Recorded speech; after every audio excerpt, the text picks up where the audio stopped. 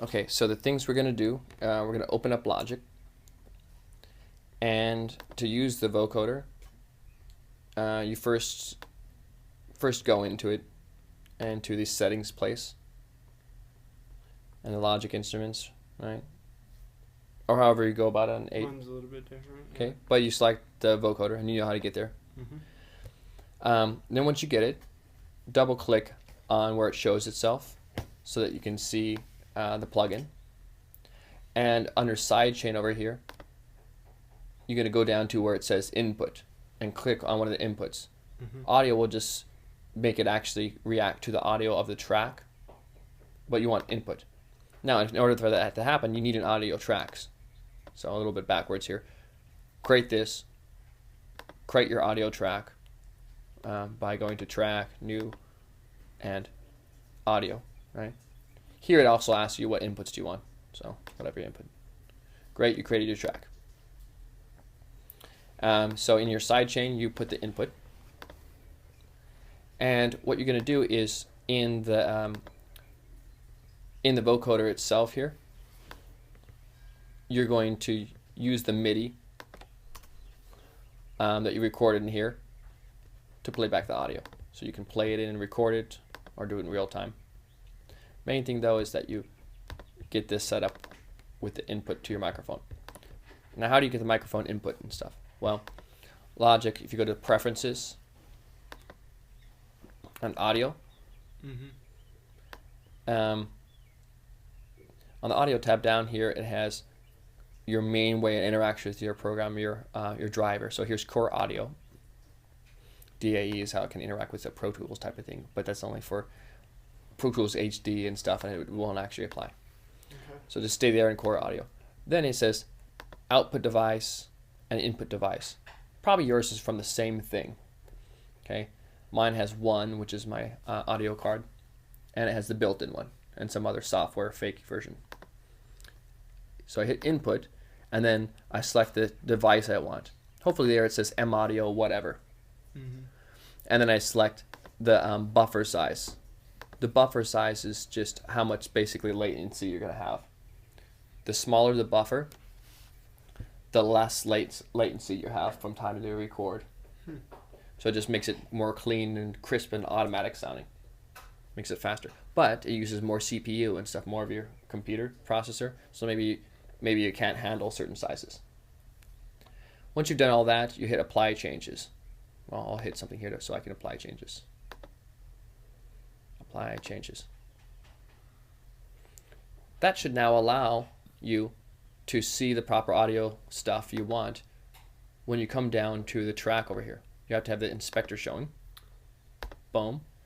And you go to I/O, inputs and outputs, right? Here I'm going to do this on my audio track because that's where I'm doing the recording into. I go I/O, okay, input, I want, well, shit, I only have one. That's for my one, so I hit, that's what I want. And my output, I may not even need one. I can just get rid of it. Or mute the track because I may not even want to hear my voice. But, you know, normally you click on the output and you say, where do you want it to output? Because yours might list here, mine has only one thing it's going out of, but yours might list all kinds of different output tracks. 1, 2, 3, 4, 5, 6, 7, 8. And in some type of recording sessions, you may want to pipe out the output to some other room so people can hear it, and you have cords that are attached to output something else. And so you can configure it any way you want. But that's the main way down here with the I/O where you do that. You first go to the system preferences to actually select the right card and stuff you want to use. I mean, Logic preferences. Once you've done that, then you select it in here. And then finally, the stuff we did first, doing everything back-ass right here, sorry. You find that input that you want. Boom. And so maybe mute this, maybe not, and then you're done. Just change the settings on your vocoder and read about the ways in which it works. There was another word that's like preferences, but it's not. And you said it's how everything is set up. What assigns all the audio tracks to where they go.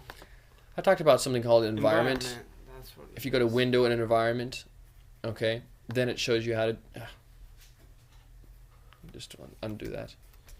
It gives you possibilities for how all this stuff works, but it's complicated, and I barely know how to use the thing. There are tutorials on it. If I want to do something with it, I'm going to have specific questions and try and figure it out. Well, I was just trying to get my mixer working properly. Mm-hmm. But yeah, that's it. Environment. That might help. And I went to it under Window, Mm-hmm. and then all these things here. And it probably tells you about that too in the Logic help. So if you go to Logic help and do that, then you can type in, environment. Yeah. Importing, okay, opening, look for something basic here. Working in an environment. That sounds good. And it looks like nothing's happened. It's loading files. Okay. It's taking its sweet time. Okay. Okay, so, and it tells you how, hey, it's basically complicated, so you don't need to know about it. But sometimes if you want to do crazy stuff, you can. Another thing you can do is just, if you're looking at working with Logic in general, you can go to I/O and stuff. You can go to Logic, and you can look for where it talks about setting up audio cards and stuff with it. It'll talk about the inputs and outputs and how it works with those things, and it'll explain some of the things I was just talking about. So that's another thing. Go to Help and look at the chapters and see, hey, what's this? What's the basic stuff here? Exploring Logic Pro, maybe that has it. It's probably a synopsis version. But whatever. Look for the inputs and outputs and see how it describes it. And then finally, when you're done with all that, do you know what the name of your specific audio card is called? M Audio. Do you know how many? It's a Firewire. My interface. It's called Project Mix. Oh, okay. M Audio Project Mix. Okay. With Logic. I looked at a lot of stuff like this. Okay.